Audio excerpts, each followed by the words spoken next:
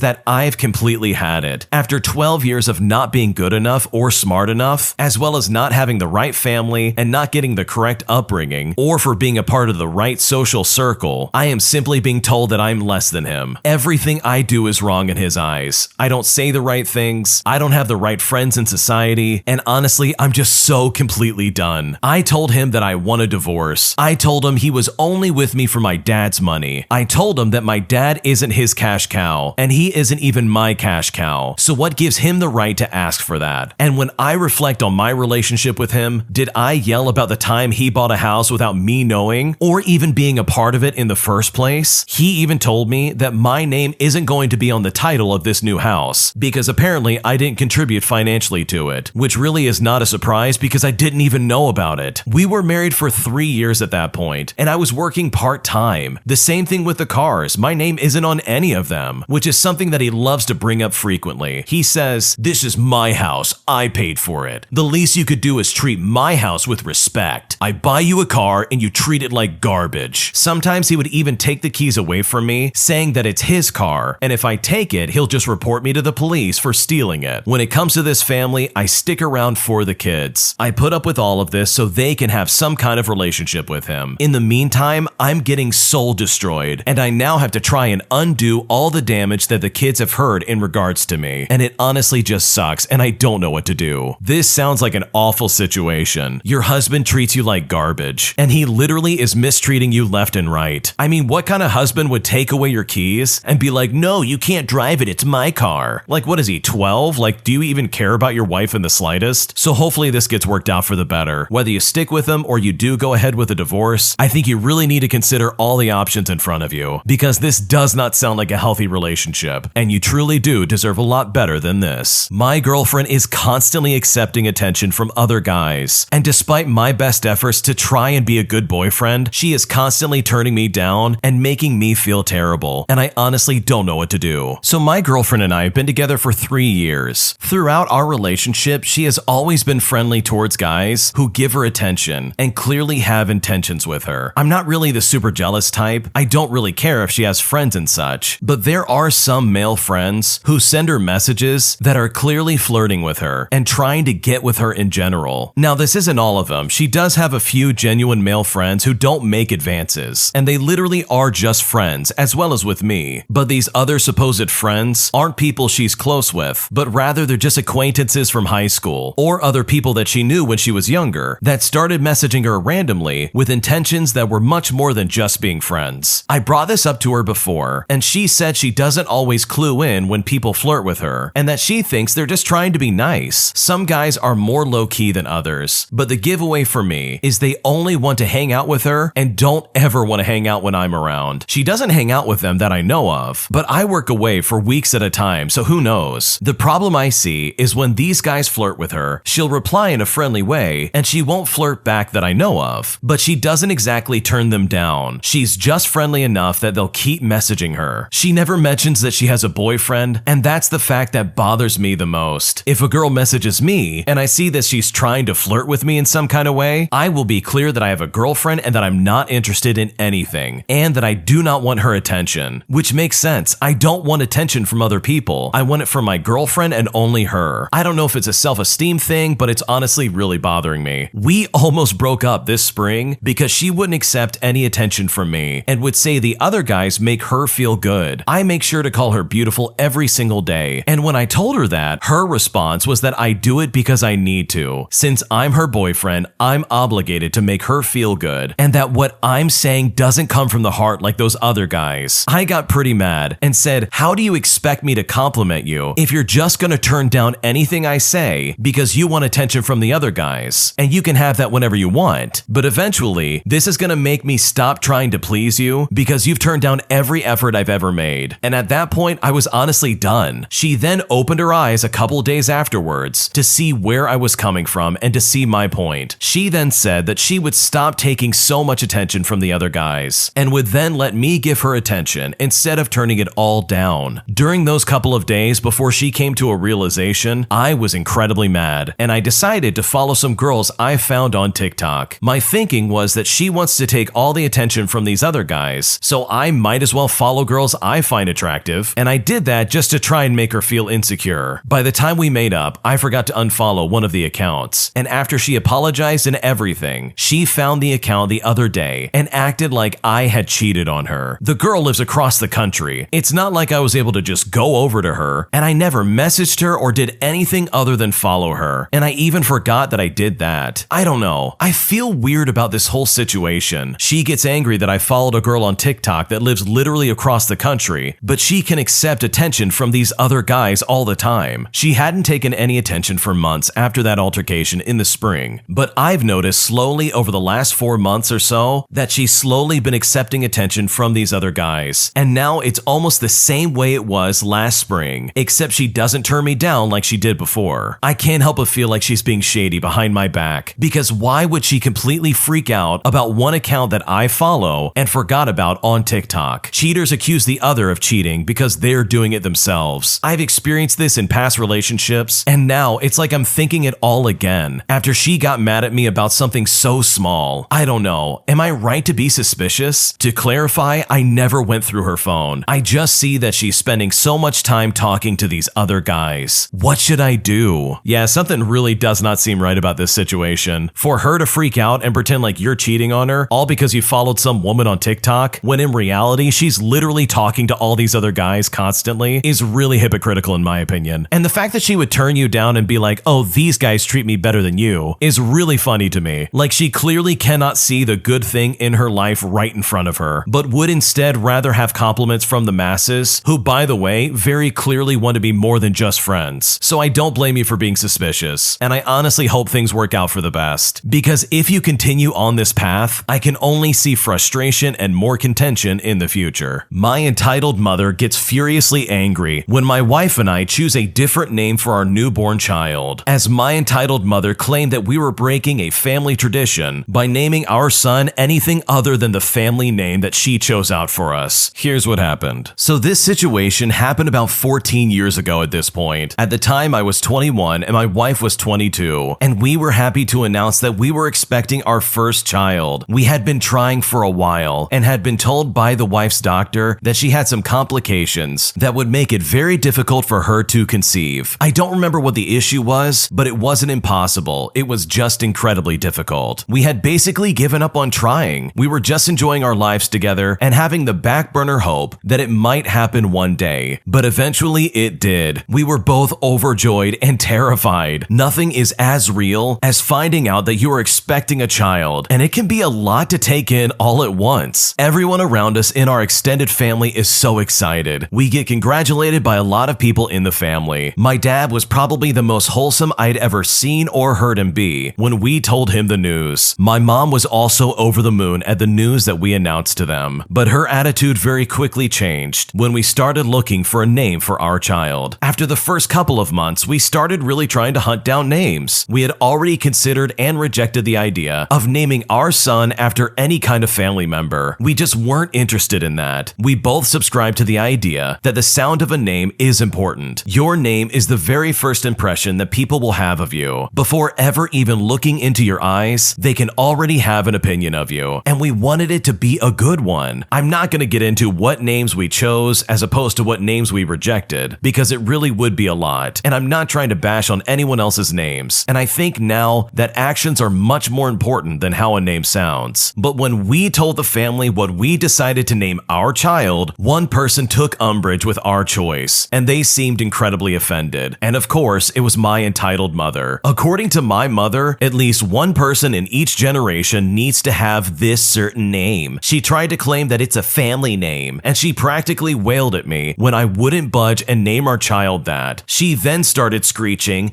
"It's the same name that I gave you." And for the record, I do not like my first name, and I am never called by it. I am mostly called by a nickname or my last name, never my first name. I don't hate it, I just don't feel like it suits me or my personality. It is not a silly or archaic name, it's just not for me. You would think that this would be a small incident, but no, it really turned into quite a big thing. I can't remember exactly what she said, but suffice to say, she literally tried to imply that we were the biggest traitors to the family, and we were tearing down her tradition. She blamed my wife, saying that she had brainwashed me into it and all of that. For the record, I was the one who came up with a name that we ended up going with for our child. But eventually things get quite spicy as I talk to my grandma about this supposed tradition, but my grandma blows the lid off the entire experience, explaining that my mom named me the name that I have today and then decided suddenly that this was gonna be a tradition. And when this was explained to me, I was blown away, basically proving that my mom was a complete liar. Because of this situation, we had several months of no contact after that, because frankly, we didn't want to deal with her BS any longer. Our son is now about 14 years old, and we are so happy that we didn't get forced into the name my mom was choosing for us, because the name simply didn't fit my son, and we like our name that we chose for him much more than what she tried to force on us. Not only is this a really weird thing to get offended by, but it's also something that you just can't force on other new parents. Like, you just don't get a claim on what name you're gonna give their children. Like, that's just not how it works. And I also love the fact that she seriously tried to claim that this was some kind of ongoing tradition. She basically heavily implied that this goes all the way back to some ancient name that the families used forever. But in reality, the original poster is the only one with that name. And this weird entitled mother just decided, okay, time to start a tradition. Like, seriously, this lady needs to chill out. So good for the original poster for standing their ground and not letting their mom choose the name for their kid, because now you can see that would have been a terrible decision. If you like Am I the Jerk, you're probably going to love Am I the Genius. Check it out, link down below in the description. My job is incredibly toxic, and despite working there for several years, I'm getting the short end of the stick no matter what, and I've simply had enough and I'm probably going to quit. Here's what happened. So I've worked at this restaurant for several years now, and this was a place that I was proud to work at for several years, but new management came in twice and it kind of ruined everything. We have been chronically understaffed since coming back from COVID-19. Every time we lose a worker, they're not replaced. We haven't hired someone new in 3 years, and we have 1/3 the staff that we used to. We are down to 5 bartenders, and at my restaurant, bartenders have a whole section and a half to take care of. So 5 bartenders for a 7-day schedule is not enough. And worst of all, 2 of those people will be out of commission in a week. One leaving for surgery, and the other leaving because even though she worked 40 hours a week, my manager still declined her benefits. So it's all very frustrating. Also, over the Christmas season, I had plane tickets to see my dad. I would have gone from the West Coast over to the East Coast. So I requested time off so I could get that done and have that time with my dad. But guess what? I didn't get a single day off that I requested, and I had to not go on my trip just to be there for work. So there was no reimbursement for my $2,000 plane ticket. And the morning of Christmas Eve, my manager texted me calling out the same week I was supposed to be out of town. He claimed to be sick with COVID. However, he confided in a mutual friend that he had planned on calling out sick before the holiday. I tried to take it with grace, and I punched in as management for the days that my manager was gone, seeing as I handled phasing, guest resolution, and much more. But when I got my paycheck, my manager had put me back at minimum wage for every shift. That's 4 shifts I worked acting as manager, without any of the extra pay. Yes, I collected tips, but so did 2 other bartenders and 5 servers. But I was the only one to take on management duties. I offered to take over interviews, orientations, training, and whatever else is needed for hiring new employees, while also promoting from within in order to try and solve the chronic problem of low staffing. Now, as a reminder, 2 out of 5 bartenders are going to be gone, and I was seriously told that we don't need any replacement. So we are about to have 3 bartenders for a 7-day schedule, which is honestly unacceptable. But things get worse from there, as the cherry on top of all of this is that my manager is very clearly spending some quality time with one of the bartenders. So that makes everything a little bit more difficult as usual. I usually couldn't care less about interprofessional relationships, but recently that bartender that's spending some quality time with a manager has pulled me aside saying that she hates me, and apparently everyone else does too. Mind you, she's getting all the best shifts, she's making the most money, even though I've been working there for 7 years longer. She thinks that my personality is the worst case of fakeness that she's ever seen. Now, I usually don't let these things bother me. We all have good, bad, great, and worse moments with our coworkers. But she approached me in public, and after I walked away, she followed me, reiterating my insecurity as being the supposed reason why I'm not fighting back. She was clearly under the influence or whatever would pass as that, and even though she bombarded me in public, that wasn't enough. She sat down with multiple regular customers and complained that I don't value her opinion of me and how she is scared to work with me. I'm so done with this place. I'm honestly gonna leave no matter what. I'm over this place, and ever since a previous manager left way back in the day, it has not been worth working here for a second. I want this place to close down in some way. I want them to see the errors of their ways, and I truly wish that this entire place place would just fall apart. That sounds like a miserable place to work. Not only has your boss committed time card fraud, but he also has very clearly pushed you aside and doesn't value having enough workers to get stuff done. Like, that's just extremely disturbing in my opinion. And not to mention the fact that he is literally hooking up with one of the bartenders that works at the restaurant. I mean, what's happening right now, how she's getting all the best shifts and how she's getting all the advantages in this place of business is the very reason why interprofessional relationships are typically banned in most workplaces. Because nepotism and favoritism can completely overshadow the people who have worked there for the longest and overshadows their longevity and their hard work. And that, in my opinion, is completely unfair. The original poster even goes on to say that they sometimes serve expired food to their customers, which is really disgusting. And they have even tried to get the health department involved in this process to try and report these violations to people who can take care of it. But overall, I think you have the right idea. You absolutely need a new job, and you will be much happier working in a place that doesn't treat you like garbage and overlook your talents, but instead will give you exactly what you deserve as a hardworking employee. My girlfriend gets sad or upset about something every time I'm with my family or friends, and I'm really starting to believe that this isn't a coincidence anymore. And at this point, I don't know what to do. Exactly as the title implies, whenever I'm not with my girlfriend and I'm spending time with my family or my friends, she'll become distant and cold while talking over text. But it always seems to be something else. Today, for example, she claims she feels like she ruined our New Year's kiss because she didn't give any passion in our kiss, which is true, but I told her it was okay because I knew that she was tired and I wasn't hurt by it. Truth be told, I was, but I usually have to coddle her when she's sad or upset about anything, or it will just make the situation worse. I sent her a long, heartfelt message trying to reassure her that I love us being together and that I don't think she ruined anything. She responded by saying that she really appreciates that and that it means a lot to her. I told her I really think she should openly and honestly talk about how she feels so I can reassure her, but all she ever says is just short statements like, "I'm sad." She also said, "I'm not going to do anything today. I'm just going to lay on this couch and do nothing." But then she wants me to FaceTime her later when I'm free. To be completely honest, I feel like this level of codependency is starting to really weigh on our relationship. Of course I want to call her and help her out. That's all I've ever wanted to do. But when she admits that she isn't going to do anything until I call her and make her feel better, I can't help but feel like I'm the only way she'll ever feel better. She keeps saying stuff like, "I'm just all alone, but it's fine. I'm just lonely and sad, and I'm not going to do anything." And this is literally what she will say. It's not an exaggeration. I would drive to her house to try and be with her, as well as just to help her in general, but it's snowing a lot and the roads are bad. I just don't want to risk it. This type of behavior happens a lot. Almost any time I start hanging out with friends or say I'm talking with family, she suddenly has something that's making her sad when she was perfectly fine up until I told her I was doing something. I check on her periodically through the day and see how she's doing, and she's always happy and smiling, but the second I'm with friends or family, there is something wrong. Of course, she never says that it's because I'm with family or friends. It's always just something else, but it always comes up as soon as I'm doing something else. And then she won't tell me anything that's wrong until I'm not with them, which I understand not wanting to talk about something while I'm busy, but she only first brings it up the second that I am busy. This happens nearly every single time I go out with my friends or family, and it simply cannot be a coincidence at this point. There is no way that every time I become busy and can't give her all of my attention that something bad happens to her. I can't even bring this up because I know she'll say she isn't trying to do that, and she'll become hysterical and start crying and apologizing like crazy, all the way up until I reassure her that I'm just overthinking and that it's all in my head. She refuses to do anything to help herself or allow me to help in any kind of way. She doesn't even want time alone or anything like that. She wants constant attention. For 2.5 years, we've dated and we've texted 24/7, and that's because that's what she wants. And when she is annoyed and tired, she still wants to be texting 24/7 without break. She even criticizes our other friends' couples who text a lot, saying it's probably suffocating for them, but ignores the fact that this is what we do, but way worse. I'm at a point where I really don't know what to do. I don't know how to help her. What should I do? The way your girlfriend is acting is incredibly toxic, and it's behavior that really needs to stop. Some kind of boundaries clearly need to be set up between the two of you, because this is extremely clingy, and I can completely understand where you're coming from. So hopefully this works out between the two of you, and hopefully one day you're able to spend time with your friends and family without her getting all bent out of shape and pretending to be upset just so you could pay attention to her. My boyfriend and I are constantly arguing as he accuses me of cheating, and I always have to defend myself and tell him that I'm not, and I honestly don't know what to do. So I met my boyfriend through a dating app a few months ago. He seemed to be someone who has had a lot of partners. He has never been married or had any kids, and was just looking for fun on our first date. And we did have a great first date. I did spend some quality time with him, and I left in the morning because I felt uncomfortable talking to him the day after, especially after we had just met. He messaged me after I left his place, and I told him that I would like to see him again. Little by little, he started showing more interest. A month later, it was my birthday, and he gave me a used set of golf clubs, and he also took me out for a nice dinner. Fast forward 3 months later, and he asked me to be his girlfriend, and I said yes. But the issues started to begin right then and there. He was worried if I was a serial dater or if I had a high body count, but neither of those are true. And he kept using evidence of our first date, like me leaving in the morning and spending quality time with him on the first date, as some kind of clue of what really is going on. 2 weeks after we started dating, I caught COVID, and I was quarantined as well. And he said he wanted to talk to me. He started talking about the nonsense evidence again, and I always felt like I had to prove my loyalty and explain to him that I genuinely like spending time with him. He ended up breaking up with me, and I had a very terrible time spending time by myself, not to mention getting rejected and sick at the same time. So I made a Tinder account, and he found me there and screenshot me and just kept arguing. He would say things like, females have their way of life, and when they meet a favorable person, they drop their old ways. He kept saying nasty general comments, and all I kept doing was try and defend myself. I made a catfish account the night before he asked me to be his girlfriend again, and lo and behold, he matched it, but never said anything after I said hi. We ended up getting back together the next day, but eventually he kept bringing up the fact that I was on Tinder 5 minutes after we broke up. I honestly had no intention of going back into the dating game, but didn't mind talking to people. So every week for 2 months, he'd go weird and silent and bring up the idea again that I'm some kind of serial dater, and this would lead to many arguments between the two of us. But I just kept my cool every time. Every time he'd argue, he would tell me to leave his house, and this would sometimes be at 1 in the morning. I would never leave because I couldn't drive home due to sometimes being under the influence, and I definitely was not going to do that. We would eventually get over the subject, but he would complain that these issues were never resolved. Eventually, I confronted him about his Tinder account, and he lied to me that he wasn't on it, so I showed it right to his face, and right then and there, he had no argument. Now, I'm easy to forgive him because he never talked to anyone, and at that point, we were spending every single weekend together. All I told him though was that it was time to delete the accounts. December rolls around, and he has this weird silent moment again, where he once again makes all these outlandish statements and basically implies that I'm trying to cheat on him. And he even tried to imply that in my free time, I'm trying to do that, which is not true. After 2 days of being cold, I called him, and for 20 minutes, he was just dismissive, obviously wanting to get off the phone with me. So I started bawling my eyes out, and I called my family in Brazil. Immediately, I decided to leave Canada on December 24th and spend Christmas with people who love and trust me. I saw him the next day, and he apologized for treating me poorly. I ended up telling him I'm leaving, and these are the consequences of his actions. He then freaks out and starts pulling the Christmas decorations and the tree down. He also puts the gifts I bought him in the garbage along with the tree, giving me all of this to take home with me. But to make a long story short, we have gone back and forth over and over again, and it really feels like our relationship truly is constantly on edge. I've got to be completely honest here, this relationship sounds like an absolute mess. I skipped a lot of details because there's just so much lying and backstabbing that goes back and forth between the two of these people. The boyfriend really does weigh heavily when it comes to being at fault, but the original poster is just as guilty. Like, the original poster at one point even talks about pulling a fast one on their boyfriend and basically pulling the wool over his eyes and deceiving him in some ways, and he's doing the same to her. This really, honestly, from the outside looking in, just does not sound like a good relationship. It sounds like they're both just trying to play games, and it really does not sound like you two love each other in the right way. So hopefully you can work that out, because from what you've described, this doesn't sound healthy, and I seriously just don't see this relationship lasting for very long. My girlfriend cheated on me, and I have decided to end things after a month of deliberation, but the situation has complicated, and now I honestly am not sure how to go about doing this. So as per the title, my girlfriend of 5 years informed me that she had cheated cheated on me with one of her friends while on a trip away from me. She had always gone on a lot of trips with people, one-on-one or in small groups, but I trusted her and I had no issues with this. She informed me 3 months after it happened that she spent some quality time with one of her friends in a hotel room, if you know what I mean. She actually discussed it with a mutual friend first before telling me to ask whether she should actually inform me that it happened, which upset me a bit more on top of the act itself. She claims that this was a one-time thing and nothing like this had happened or would happen again. She was obviously very remorseful, but this was still a massive shock. She had cheated on a past boyfriend, which always worried me a little bit, but he was a really terrible partner, so I understood to some extent the circumstances. My initial instinct was to straight up break up, but I decided to give it a couple of months on the basis that she would show what I believe to be remorse, as well as steps to change herself. Part of me worries that I initially made this decision based on the complications of a breakup, especially being that we own a house together and that we have a dog. I pushed this to the side though, as I genuinely loved her and I didn't want things to end. I realized shortly before Christmas that this simply wasn't working for me, as I could no longer see a future with her. We had discussed marriage and kids, but I can't imagine that with someone who cheated on me. I decided to wait until after Christmas to break up, just to avoid complicating the existing holiday plans. However, on Christmas Eve, her dad was diagnosed with late-stage cancer. Doctors have suggested that he has around 3 months to live, though it could be less. My girlfriend, who is a nurse, has stopped working temporarily to become a full-time caregiver for her dad, along with her sister, as they don't really have anyone else who can help. Part of me thinks I should delay the breakup, and one of my friends thinks it would be cruel to break up with her now with everything going on. I think it would be worse for me to now hold off on breaking up with her, as I have no idea how long it is before it would be a good time for that to take place. I honestly presume that there will never be a great time, but this timing is particularly awful. I feel terrible about this timing though, and despite what she has done, I would like to remain friends with my girlfriend due to the groups of mutual friends that we have, and also because she has been my best friend for like 7 years now. I don't want to ruin any chance at friendship by doing something rash, but I think it would be wrong to stay with her when I know I want to end things. She has moved back in with her dad and is coming home to our shared house once or twice a week currently. Should I break up with her when she comes back to one of these visits? I feel horrible, and I don't know if that's the right way to approach the situation, or if I should go about this in a different way. What should I do? This situation really sucks. This is like the definition of worst case scenario. She very clearly was unfaithful to you, but it sounds like you do care about her, at least to the extent of like, hey, maybe we could just be friends. And that very well could happen. And if you do decide to go about breaking up with her, you don't have to do it in such a bad way. Like, this really could be a mutual parting between the two of you, but it doesn't mean that you won't be supportive of her, if that makes any sense. I think you really need to reflect on the fact that she did cheat on you. Like, that really is something that is unacceptable. And I'm completely with you. If my significant other decided to do that to me, I would also be absolutely livid. There's no way I would let that slide. And I don't think there's ever going to be a really good time to make that choice of saying, hey, we're gonna break up. So hopefully with whatever you decide to do, you at least remember what you want in this relationship, because I really think that's important moving forward no matter what you choose. My awkward friend is demanding and begging me to please break up with my current girlfriend, as she feels that she would be a better girlfriend for me, despite the fact that I find her creepy and am still very much in love with my girlfriend. And when she tried to kiss me in front of my girlfriend, all of a sudden, things went from bad to worse. Here's what happened. So I befriended an awkward classmate from a class in university, and we were pretty good friends. She managed to also slowly become friends with a few of my friends from my friend group, and often comes to hang out with us. On her side of things, myself as well as my friends from that group are the only real friends that she has on campus. Now, I've been dating my girlfriend since freshman year, and since she has her own friend group, hanging out and finding our time is a bit difficult, but we have managed it pretty well. Recently, with finals on our heads, I only really hung out with my girlfriend in my free time, and we typically spend that time in the library, where we like to do our own thing and we just like to study together. I don't know why or how this came up, but one day after finals, when we finally hung out for a little bit, the girl I befriended, we'll call her Sarah, that's not her real name, confided in me that she has never had a boyfriend and wants me to be her first boyfriend. And when I heard that, I was shocked to say the least. But right then and there, I turned her down that instant by saying, you know I love my girlfriend, right? And I think it would be better off off if you didn't say what you just said. Sarah then says something that absolutely blew my mind. She said straight away to my face, "Yeah, I'm waiting for the day you break up with her so that I can carry your broken heart." and at this point, I got really upset, but I didn't say anything. I just said, well, I gotta go. And I walked into a professor's office, knowing that she wouldn't follow me in there. A couple days later, she again asks me if I'm going to break up with my girlfriend. And I say to her, stop that. You know I am not gonna do that. And this seriously continued for a few weeks, until yesterday I got incredibly upset and said to her, even if I'm not with her, why on earth would I date you? You are not even my type. Stop being clingy and find some friends. Because if you don't stop your nonsense, you're going to lose me as a friend. After this happened, the other friends from my group, who were friendly with her also, started to become cold. Now things got extreme, and I mean incredibly extreme, when she jumped at me, attempting to kiss me, while my girlfriend was standing right there beside me. My girlfriend knew what was going on, and before I could say anything, she signaled me to keep quiet, and I said nothing as I watched my girlfriend completely destroy Sarah verbally. I eventually told Sarah very calmly again to not ever do that to me ever again, and that we can remain friends if she can get over me within a month. Well, the month has expired and she is back to her old habits. I don't want to put her back into having no friends as a lifestyle, but I have no choice. I have avoided her as much as I can, but I haven't completely shrugged her off. But am I really about to have to do this to her? I simply can't take this nonsense. I'm even at the point where I want to find someone in authority who I can report her behavior to and express my fears of her basically invading my life. Now, when it comes to the class that we share together, I just straight up told her not to make any contact with me of any kind. But other than that, I honestly don't know what to do. Yeah, this friend of yours definitely needs to go. She tried to kiss you in front of your girlfriend and was actively asking you if you were gonna break up with her. Like seriously, that is the cringiest thing I've ever heard in my life, and that's incredibly weird. I mean, you don't just ask that of somebody when they're clearly in a relationship, and this lady has probably seen this person's girlfriend on multiple occasions. I think this also might be the case where you're being just a little too nice. This lady tried to kiss you on the mouth, and she tried to do that whether you like it or not, and that is completely unacceptable. And if anything, I'm starting to understand why she doesn't have any friends, because she probably finds the first guy that's nice to her and assumes, oh man, I'm gonna make this guy my boyfriend, because clearly she's already done that with you and your friend group with some weird failed attempt to try and ruin your relationship with your girlfriend. So honestly, I think you need to cut her out of your life. Say, sorry, no, you cannot be around me and my girlfriend anymore. I don't want to be friends with you. And this might be a situation where you might be forced to use direct language with her because she clearly is not getting what you're picking up. So hopefully that conversation goes well, because this is not a good friend. This is instead incredibly creepy behavior, and I don't blame you for wanting some distance and getting her away from you. If you like Am I the Jerk, you're probably going to love Am I the Genius. Check it out, link down below in the description. This next one came from the Am I the Jerk podcast subreddit. Check the links in the description if you'd like to submit your own stories. Am I the jerk for telling my friend that they need to move out of my apartment, especially after they've been an awful roommate? I had met Jessica on Facebook and we became friends. Jessica is not her real name, and she was married to her husband at the time. In November, Jessica had told us that they were separating because according to her, she thought she could learn to love. They were together for 7 years. Anyways, my man and I thought that we might be able to help a friend out in need, and so she moved into our 1-bedroom apartment. She had the bedroom and we had the living room, which was fine. We slept on the couch before she moved in because we didn't even have a bed at the time. Jessica was a decent friend, but she honestly was a horrible roommate. She had long red hair all the way down to her butt, so her hair was everywhere. She would even leave it on the shower wall. The only time she cleaned was pouring 1/3 filled pot of oil over the dirty dishes in the sink. She never locked the front door, nor did she take my keys that I gave her. She lived with us for a month and never put in an application, but she did pay some rent. She always left plates, trash, and garbage in the room for days or weeks on end. She was fine the first week and a half. She flipped out though when we told her that we don't want her single night dates in our apartment, if you know what I mean. And this was for obvious reasons. We stated to her that they can come over once you've had 2 dates with them. Eventually, one of them ended up coming over, and my fiance and I were out of the house. And while we were gone, they ended up making cookies, and those cookies stayed out and dried out, and the stand mixer that they used was never washed. Then last week, that same man was supposed to come over Christmas Eve, but didn't do that because his 6-year-old daughter wanted to see him. And as a result, Jessica bawled her eyes out when he never responded back. She has caused my fiance and I's mental health to deplete. My depression came back at full force, and it honestly really sucked. My fiance was also losing sleep. He works nights, so he sleeps during the day. And as you could probably guess it, Jessica didn't know how to be quiet. We've asked her on many occasions to please just be quiet. She has always whisper shouted,